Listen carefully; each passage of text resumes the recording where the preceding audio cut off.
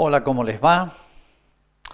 Un gusto verlos. Perdón, no puedo verlos, pero me imagino que ustedes me están viendo en directo o en diferido, no sé. Pero bueno, algo sirve estos aparatitos para comunicarnos porque uno extraña la relación humana. Es tan feo tener que manejarnos con todos, con todo esto instrumental, que nunca va a sustituir la relación personal, pero que la valoremos ahora que no las hemos tenido. Bueno, después me van a decir, contéstenme por la plataforma, primero para cerciorarme que me han escuchado. Y después les voy a hacer alguna preguntita para contestar. Pero me interesa mucho que me digan si esto les ha servido, si seguimos también interactuando. No es interactuando, pero más o menos, porque acá tienen mi teléfono, espero que se vea, y mi correo, rosariomalargue@gmail.com. Y mi teléfono, no tengo problema con que me manden mail, me llamen, me dejen mensajes, digan quién son, lo único, pregunten, comenten, bueno, lo que quieran. Estoy a disposición para interactuar, aunque sea indiferido, con esta transmisión. Bueno, ¿de qué voy a hablar ahora? Yo les he estado mandando tareas, ya muchos me las han devuelto, me han hecho la devolución a través de la plataforma. Me preocupa mucho porque nuestro curso es semestral, está muy comprimido y son muchos siglos, porque son 2000 años que tenemos que concentrarlos. Y sobre todo hay un problema, aparte del que estamos viviendo, y es que en general en nuestros institutos secundarios, no doy nombres, no es buena la enseñanza de la historia. Es muy poquita, es muy retaseada, un episodio, otro, deshilachados, y no tenemos una visión de la historia, de nuestra historia, de la historia de la humanidad. Entonces uno medio tiene que arrancar de cero y nos cuesta arrancar. Yo les voy a pedir algo muy especial como subsidio, como ayuda para poder estudiar historia. Es muy importante que tengamos un mapa. Yo en el colegio tengo y se los llevo a clase, pero ahora la verdad es que acá no los tengo, no puedo salir, estoy limitado, pero ustedes googleenlo. Yo les diría, busquen un mapa de Europa y busquen un mapa, ahora sobre todo para los inicios, del Imperio Romano. Yo ya les pedí una tarea. Busquen, como hoy todo se googlea y todo se encuentra en Internet, busquen el mapa del Imperio Romano, que abarca toda Europa, la puntita derecha, de Europa lo llama Asia Menor, abarca el norte de África, y van a encontrar como un óvalo en el centro. Voy a hacer un dibujo mal hecho, más o menos, pero para sustituir el mapa, que se llama Mar Mediterráneo. Voy a intentar hacer un mapa. Disculpen los errores geográficos.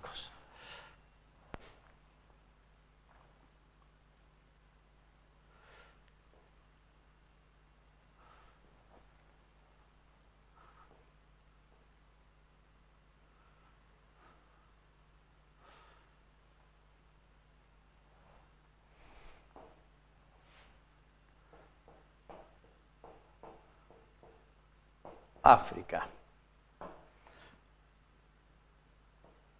Bueno, esto es África, esto es Egipto, esto es el mar Mediterráneo. Esto es España, disculpen, es un desastre, pero bueno. Esta es Italia, bueno, aquí está Francia, bueno, aquí está Israel o Tierra Santa. Bueno, el mar Mediterráneo fue como una especie de lago interior gigante, supergigante, del Imperio Romano. El Imperio Romano tenía su capital en Roma, Italia. Pero fue extendiéndose, esto es Grecia, España, Francia, Alemania, abarcó todo esto, el norte de África, todo el norte de África. De manera que el mar Mediterráneo llegó a ser un mar interno, un mar interior, una laguna interior gigantesca de este gran imperio, el Imperio Romano. Bueno, ¿qué pasó? Arrancamos con la venida de Jesús, ya saben quién es Jesús, ya lo hemos visto hace muchos años. Bueno, Jesús hizo su obra, tenía etapas, predicó, llevó 30 años de vida oculta, 3 años de enseñanza, culminó en lo que él ya sabía y voluntariamente lo asumió, que es su propia muerte. Su muerte fue una ofrenda. Resucitó al tercer día, como lo había dicho, está todo planeado. Y subió a los cielos. Y él dijo, voy a organizar con ustedes, para eso agarró un grupo, los eligió el de los 12, los apóstoles, los 12, en la Escritura aparecen con mucha frecuencia los 12, con un jefe que era Pedro. Y entonces le dijo, con ustedes voy a fundar una asociación, una agrupación, no sé cómo llamarla. Eclesía significa congregación, grupo organizado, orgánico, tiene un jefe, una cabeza, un reglamento, una ley. Bueno, se llamó la iglesia, una religión, sí, la que funda Jesús. Bueno. Y le dijo, pero me queda una cosita. Yo ya enseñé, ya entregué mi vida, les di instrucciones, hasta luego, subió al cielo. Esperen acá 9 días, porque falta una cosita. Les voy a mandar el Espíritu Santo. Los apóstoles no sabían qué iba a pasar. Espíritu Santo. Santo significa Dios es santo. Purísimo, santísimo, perfectísimo. Espíritu, en el sentido de que no es nada corpóreo, material, no va a venir un emperador, un gran militar, un conquistador, no. Bueno, esperaron y un día que se llamaba de Pentecostés, Pentecostés significa penta 5 en griego, 50 días después de ¿qué? De la resurrección de Jesús. Va a venir el Espíritu Santo, ya se van a enterar quién es. Bueno, esperaron, rezaron, se prepararon de una manera especial durante 9 días, y bueno, un fenómeno inesperado. Quedaron transformados por dentro los apóstoles. La inteligencia más lúcida, ahora entendieron. La voluntad más firme, más valiente. Antes estaban todos encerrados, miedosos, ahora salen. Si tienen que morir, no importa. Pero, sobre todo, les abrió la inteligencia para que entendieran todo lo que había enseñado Jesús. Y no solamente eso, sino que se organizaron como se los había enseñado Jesús. Tú eres Pedro, la piedra, sobre esta piedra edificaré mi iglesia. Bueno, a Pedro le había indicado de varias maneras que iba a ser la cabeza. La cabeza, el jefe. Todo grupo, hasta en un equipo de fútbol hay un capitán, es lógico. Bueno, el capitán es Pedro. Bueno, fueron transformados, ellos mismos se admiraban, son otra persona, la misma, pero mejor, cambiado, más lúcido, más valiente, más humanos, con más capacidad para esa misión gigantesca que le encomendó Jesús. ¿Cuál era la misión? Al despedirse les dijo, bueno, vayan ahora por todo el mundo. Ojo, Jesús predicó en Israel nada más. Yo he sido enviado a las ovejas de Israel, decía Jesús. La misión de Jesús era predicar, enseñar a Israel, nada más. Y la misión de Israel era difundir a todo el mundo la enseñanza de Cristo. Esa es la misión, la vocación de este pueblo, que se llama el pueblo de Israel, o los judíos, o como quieran llamarlos. Pero ahora les encarga a los apóstoles, ahora vayan por todo el mundo. Enseñen lo que yo he enseñado, las verdades de la fe. Bauticen, se llaman los sacramentos, ya los hemos visto. Sacramentos son acciones de Jesús hechas a través nuestro. Y enseñen a cumplir lo que les he mandado, o sea, la moral, la conducta, la norma de vida, las reglas de vida. Bueno, y yo estaré siempre con ustedes, o sea, les encargo una cosa muy grande, pero no los dejo solos, me quedo invisiblemente. Yo estaré siempre con vosotros hasta el fin del mundo. Y se despidió y subió. Y acá hay una cosa misteriosa entre tantas, y es que Jesús dice, me voy, y lo vieron, subir al cielo, la ascensión. Pero a su vez le dijo, me quedo. Se va, pero se queda. Está, pero no está. Se fue visiblemente, se quedó invisiblemente en su iglesia. Donde 2 o 3 se reúnan en mi nombre, yo estaré en medio de ellos. Jesús se queda. Bueno. Y les dio un mandato grandísimo, vayan por todo el mundo. O sea, difundan esta religión, esta nueva alianza, nueva y eterna alianza. Nueva y eterna alianza significa nueva relación del hombre con Dios. Nueva y eterna. Largamente preparada por el pueblo de Israel, desde Abraham, que vivió unos 1850 años antes de Cristo, hasta Cristo, a través de los profetas, la ley de Moisés, bueno, todo lo que está contenido en el Antiguo Testamento. Bien, viene Jesús, funda la iglesia, la dota, la provee de todos los medios necesarios y les dice, chicos, a los apóstoles, ¿no? Muchachos, ahora por todo el mundo, desparrámense. Y ahí salió la iglesia a conquistar el mundo, espiritualmente, obviamente. Bueno, si quieren ver los primeros tramos, las primeras etapas, lean los Hechos de los Apóstoles, que vienen después de los Evangelios. Los 4 Evangelios relatan la vida y las enseñanzas de Jesús. Los Hechos de los Apóstoles relatan lo que pasó después que vino el Espíritu Santo, después de lo que vino en Pentecostés. Que vino esa transformación de los 12 y empezaron a expandir la enseñanza, la doctrina de Jesús. Bueno, no estuvo exento de problemas, ¿sí? El primer problema lo tuvieron hacia adentro. Los judíos habían ido concibiendo a través de la historia, por una historia es larga de explicar, pero una idea errónea sobre Jesús, o sea, el Mesías, ese que ellos esperaban que iba a traer la nueva y eterna alianza, la redención, la salvación para la humanidad. ¿En dónde estaba el error?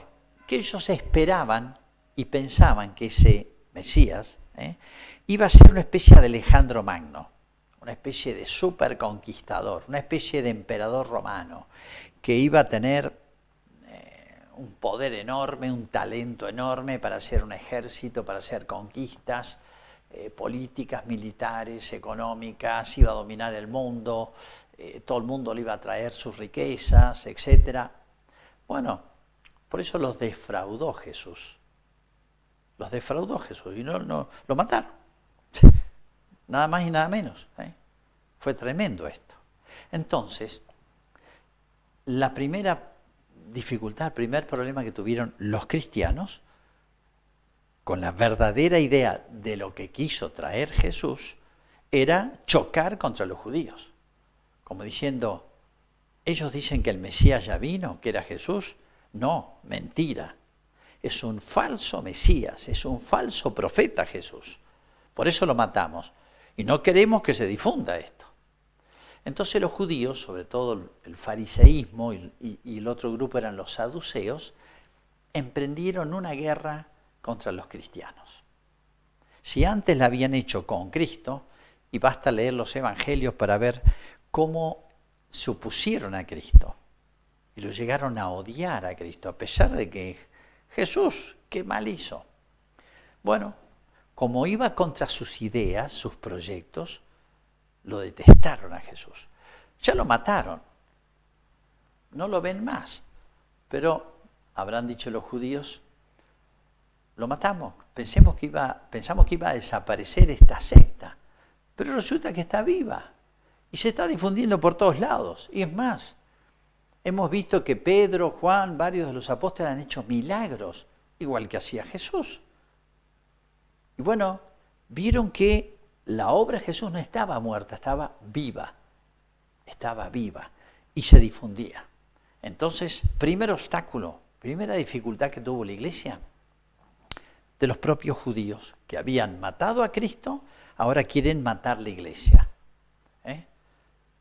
Ahora quieren matar la iglesia. Por eso San Pablo va a decir, San Pablo era un judío que se convierte, y se convierte en uno de los más grandes difusores y apóstoles. Él va a decir que los judíos son los que primero se oponen, son enemigos de Cristo y del cristianismo, y son los que en todos los lugares me han puesto obstáculos a la difusión del Evangelio. Y hago aquí una acotación importante, porque a veces no tenemos detalles, pero que nos abren el campo, ideas, ¿no? La mente. La palabra evangelio, a veces se pone, en las traducciones se pone evangelio, es una palabra griega, o a veces se pone la buena noticia. Prediquen la buena noticia o prediquen el evangelio. Estrictamente, ¿a qué se refiere esa palabra? Que está mucho en el Nuevo Testamento, en los 4 evangelios. Significa la gran novedad para la humanidad, la gran noticia para el género humano, pero no una noticia tonta, chiquita. Hay vacuna para el coronavirus, el Producto Bruto Nacional ha crecido el 10% este año, ha nevado mucho en la cordillera, vamos a tener un clima hermoso, son buenas noticias, sí, chiquitas. La noticia que viene a traer Jesús, la revelación sobrenatural que ya conocen, es gigantesca, porque es ¿cuál? La nueva y eterna alianza. El reino de los cielos, que es la vida de Dios, reino de Dios o reino de los cielos, es para ustedes también. O sea, la muerte no tiene la última palabra. Hay otra vida después de esta vida terrena, la eternidad, el reino de los cielos, el reino de Dios. Y todos los medios para entrar, para conquistarlo. Yo soy el camino, dijo Jesús. O sea, yo les marco el camino y soy también la verdad y la vida. Eso es el reino de los cielos, la verdad y la vida con mayúscula, felicidad. Nueva y eterna alianza, o sea, voy a restablecer una nueva y eterna amistad entre Dios y los hombres. Nada más y nada menos. Eso significa evangelio, buena noticia. Bueno, primera dificultad, por entenderlo espiritualmente, como lo quiso enseñar Cristo, y los judíos entenderlo materialmente, un conflicto con Cristo y ahora con la iglesia. Bueno, se superó, pero no del todo. La iglesia tenía una polenta, una fuerza impresionante, porque bueno, Jesús le había prometido esa fuerza especial. Recibiréis el Espíritu Santo. Y lo define Cristo como una fuerza interior, una transformación interior que les da una fuerza y una libertad de espíritu, etcétera, para no detenerse ni achicarse ante nada, aunque tuvieran que morir. Y de hecho, todos los apóstoles mueren mártires, los matan, y a muchos de los primeros cristianos. Primera gran dificultad. Pero bueno, se extendieron por todo el Imperio Romano. El mar Mediterráneo, todo este mar, les sirvió porque era el camino de comunicación mejor que tenían los romanos. Tenían barcos chicos, a vela y remo, muy ágiles, que iban por la costa. Entonces, de aquí arrancaron. Este era el centro. Y de aquí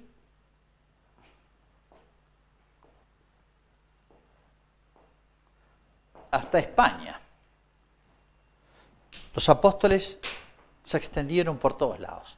Por ejemplo, Santiago apóstol predicó en España. San Pablo llegó hasta España, según parece.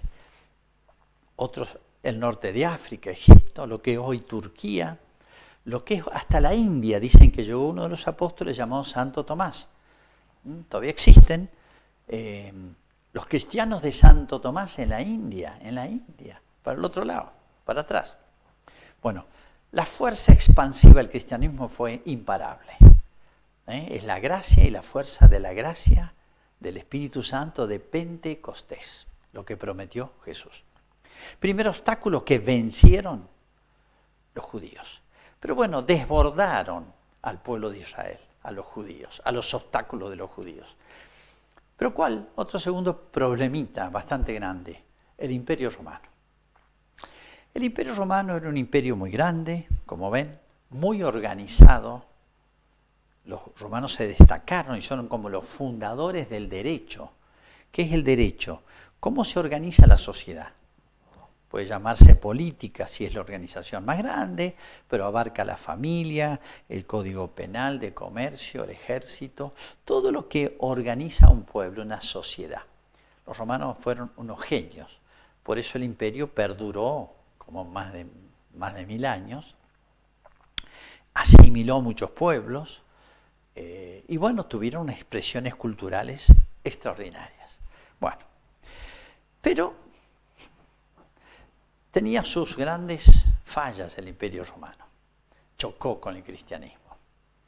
Uno de los temas centrales era el tema religioso. ¿Por qué?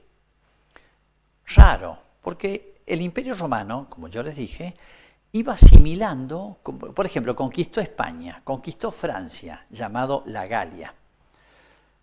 Sí, anexó Francia, anexó España, pero en España y Francia habían muchas lenguas, muchas religiones. Entonces, ¿cómo hacían los romanos? ¿A todos les imponían la misma lengua, les imponían la misma cultura, les imponían la misma religión? No. Ustedes quieren seguir con su lengua, sigan hablando. Ustedes quieren seguir con sus cultos, sigan con sus templos. Es más, los romanos hacían templos para todos los dioses. Se llamaban panteones. Theo es Dios. Pan, todo. Pandemia.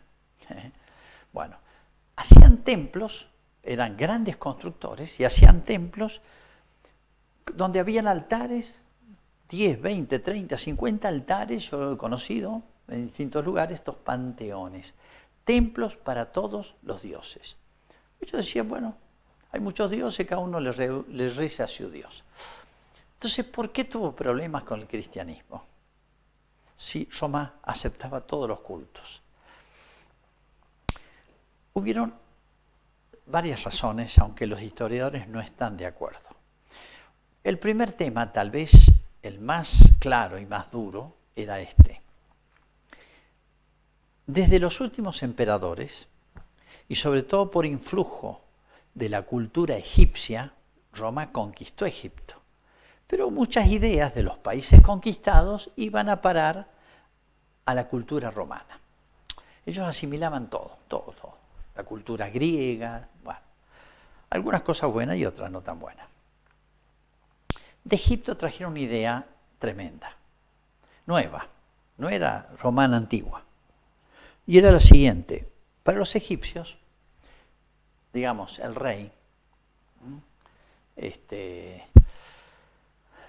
ellos tenían otro nombre para nombrar al rey, pero digamos, en términos romanos, el rey o el emperador, el faraón para los egipcios, bueno, era divino, tenía una mezcla entre Dios y hombre.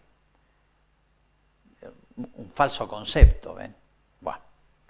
Entonces, los romanos les gustó la idea, la trajeron, vaya a saber por qué, y entonces ellos le empezaron a rendir culto casi como a Dios.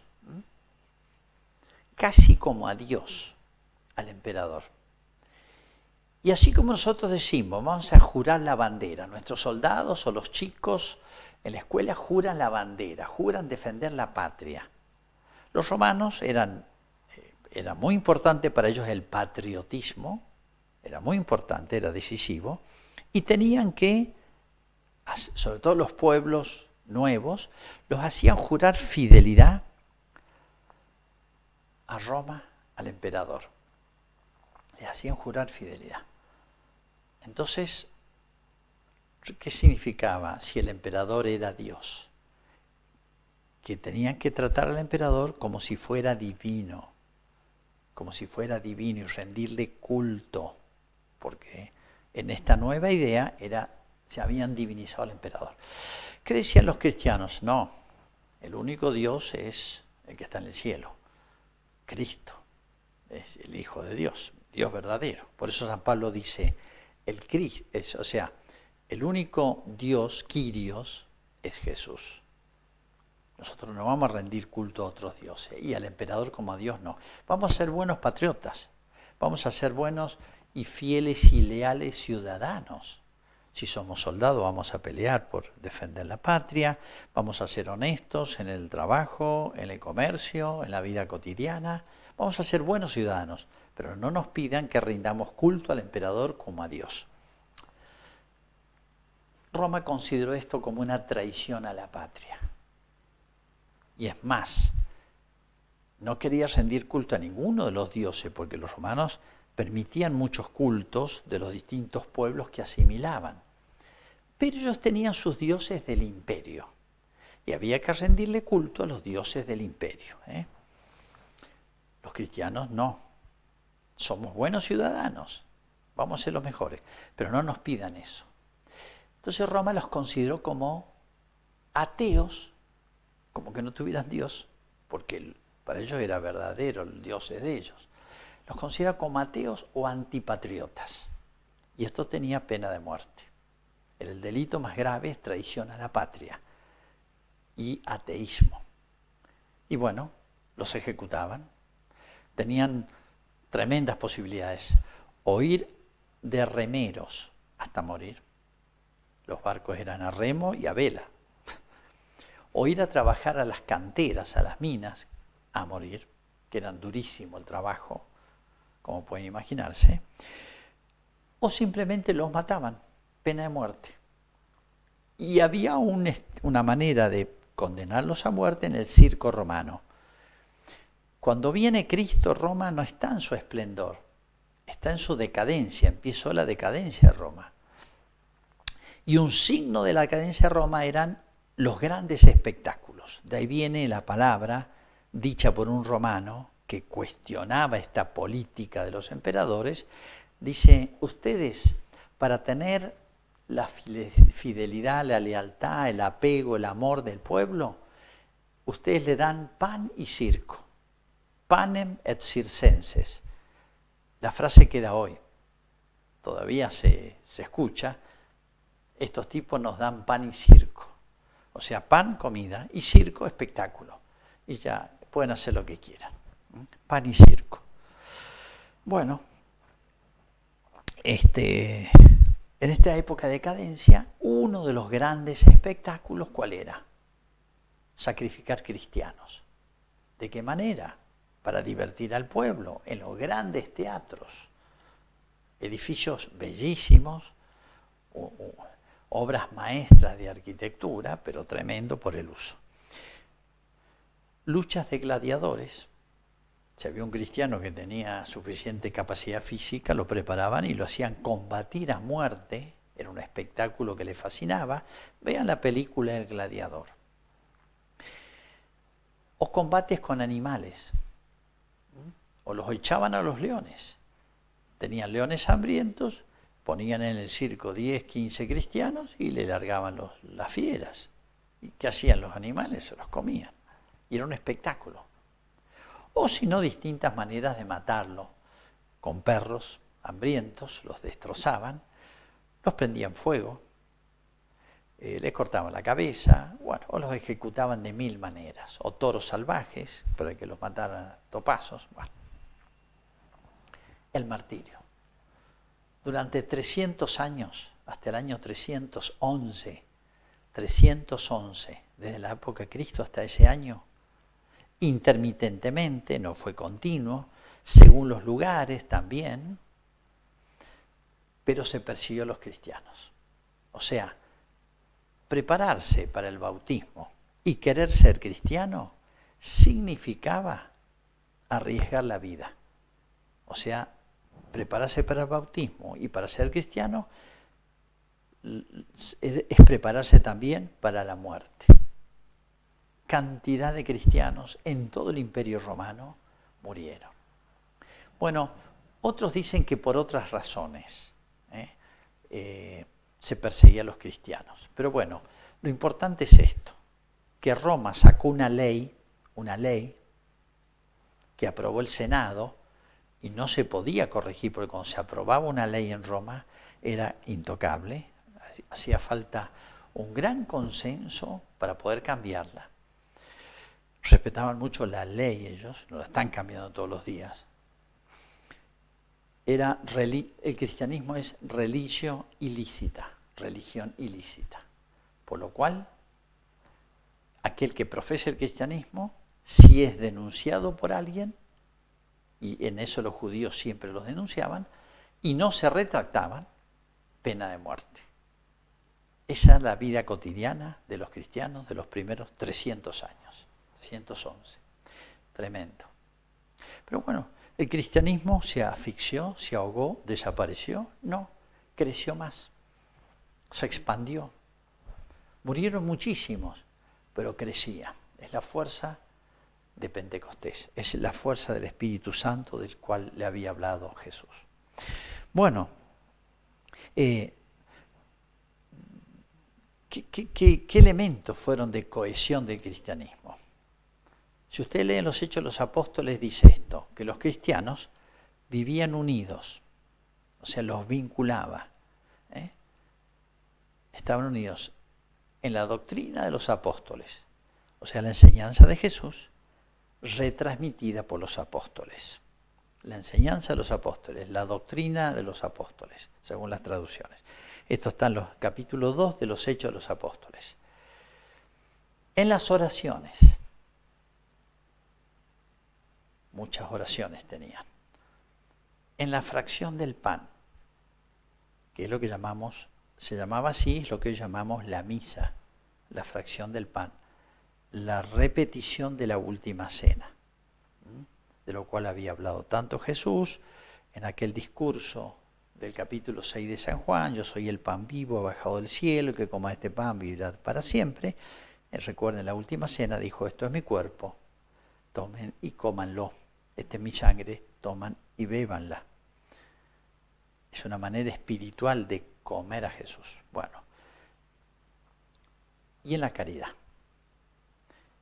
las 4 cosas que unían los cristianos: la caridad, la misa, la fracción del pan, las oraciones y en las enseñanzas de los apóstoles. Entonces, bueno, los apóstoles fueron transmitiendo, algunos escribieron evangelios como San Juan, cartas, algunos escribieron, otros no, pero todos hablaron, todos predicaron, todos difundieron las grandes verdades de la fe, de la religión, todo lo que les enseñó Jesús, todo el paquete, que recuerden ustedes lo llamamos el depósito.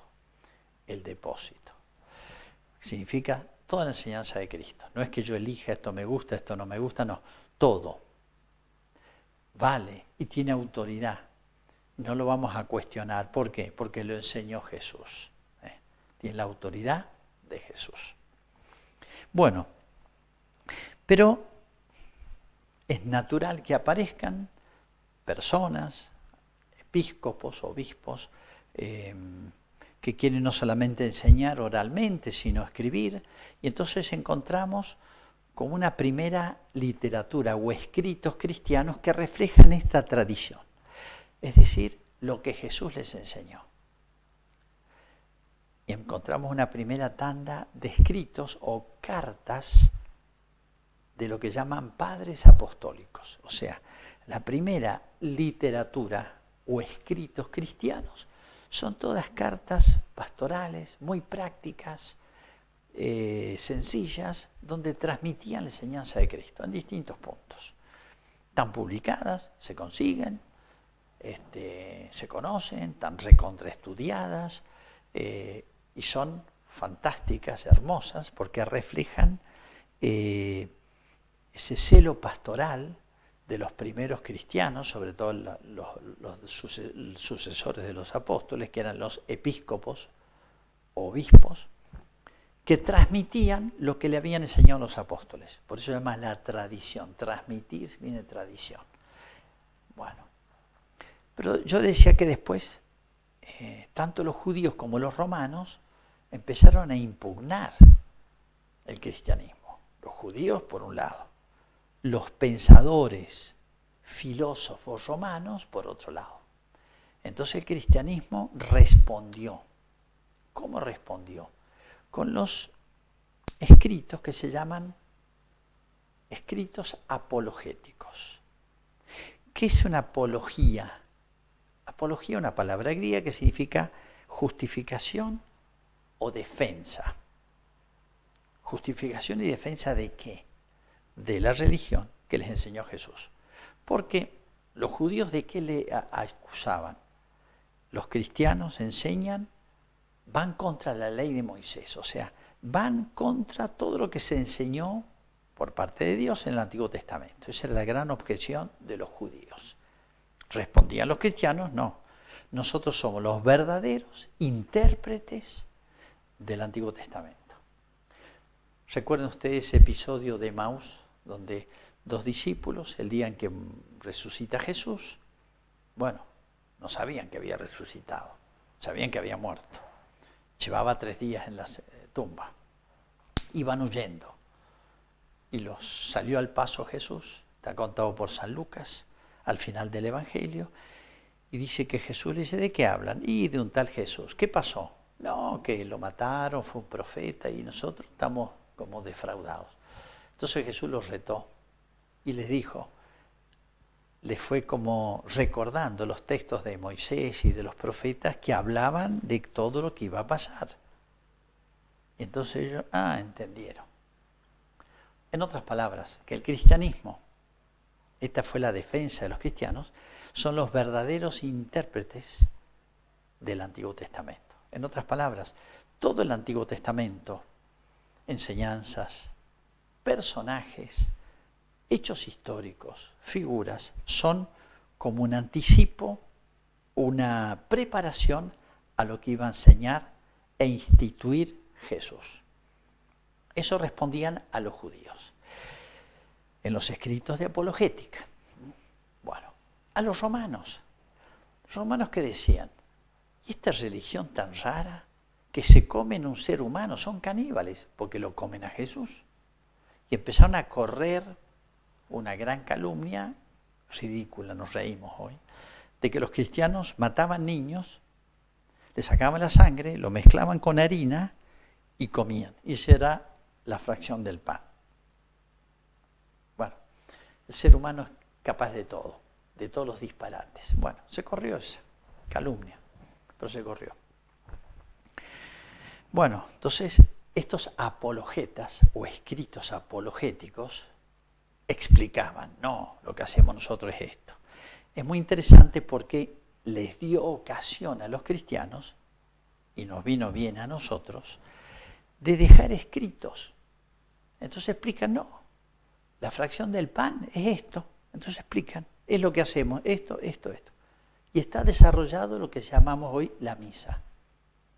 Estoy hablando del año 200, 250, 300. O sea, antiquísimos. Recuerdos, primeros relatos de cómo es un bautismo. O sea, los cristianos decían, ¿qué de malo hacemos? Fíjense, esto es el bautismo, esto es la fracción del pan, la misa, esto es lo que nos junta. ¿Qué delito hay? ¿Qué disparate? ¿Qué error hay? Escritos apologéticos. Hay una cantidad. Si los anteriores escritos de estos primeros cartas pastorales son varias, interesantes, los escritos apologéticos ya son 10 veces más extensos, más elaborados, algunos geniales, tratados enteros, libros enteros. Estoy hablando del año 180 en adelante, o sea, ahí nomás, cerquita de los apóstoles, de la muerte de los apóstoles. Bueno, pero los cristianos se vieron la necesidad de precisar lo que se creía. Porque ¿cómo es esto? Jesús que es Dios y es hombre. Hombre no hay duda porque lo vieron, pero que es Dios, ¿cómo puede ser? ¿Cómo se mezcla esto? ¿Cómo se une? Entonces, el cristianismo tuvo que hacer un esfuerzo, así como antes con los apologetas hizo un esfuerzo para explicar y defenderse, ahora va a tener que hacer un nuevo esfuerzo para precisar lo que creía. Poner palabras muy precisas, concretas y muy precisas. Es la formulación dogmática de la fe. Entonces, los conceptos de naturaleza, persona, hipóstasis, las relaciones, como se dice en griego y como se dice en latín, en Dios, ¿cómo es que hay tres? ¿Qué son tres dioses? ¿O es uno solo? ¿Por qué dicen que son tres y uno a la vez? No puede ser. Bueno, una cantidad de estos elementos hubo que definirlos, precisarlos. Era la misión de la autoridad. Pedro y sus sucesores, los papas. Acuérdense que la palabra papa viene de padre de los padres, que en latín se dice pater patrum. Las dos primeras letras, pa, de ahí viene la palabra pa, pater patrum, padre de los padres. Como diciendo, la misión es una de ser de los papas, sucesores de Pedro, un super padre, padre de todos los padres.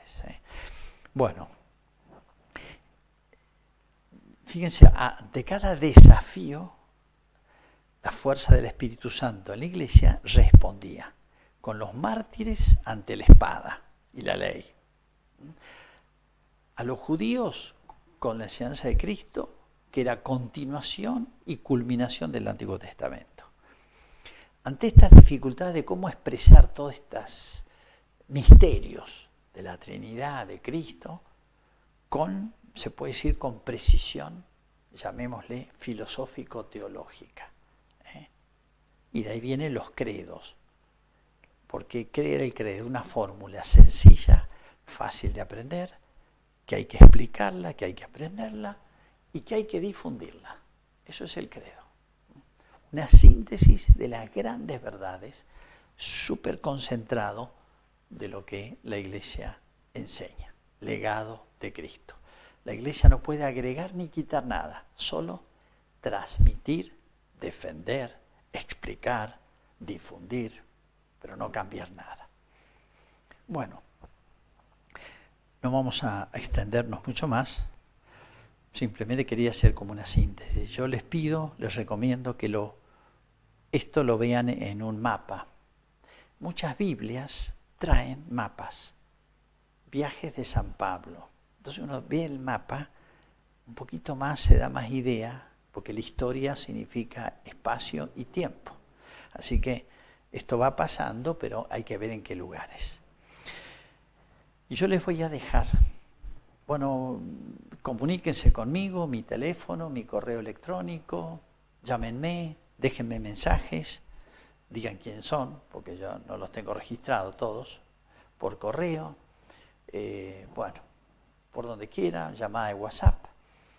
Si tienen dudas, comentarios, respóndanme en la plataforma que les ha parecido, si les sirve esto que estoy haciendo, sustituto de una clase, pero ¿qué vamos a hacerle?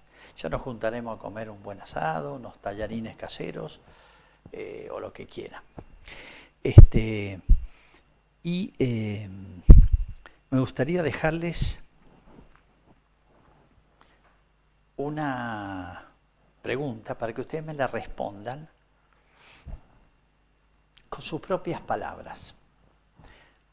Ya entendimos, ya les expliqué, ya leyeron el librito, qué dificultades tuvo el cristianismo que enfrentar y cómo las superó. Yo le hago esta pregunta. pero me respóndemela usted personalmente en la plataforma. Y es para cerciorarme que escucharon esto, en directo o en diferido. ¿Qué dificultades encuentra hoy la doctrina de Cristo para difundirse, para ser aceptada? ¿Se entiende? Frente a los judíos tuvo una dificultad, frente a los romanos tuvo otra dificultad, frente a las objeciones de los filósofos romanos tenían otra dificultad. ¿Qué cosas dificultan hoy en la cultura moderna la expansión, la difusión, la aceptación de la vida cristiana? Con sus palabras, contéstenme y súbanos a la plataforma. Bueno, que la pasen bien, espero que esto sirva y díganme sus impresiones sobre este intento de comunicación con ustedes. Hasta pronto.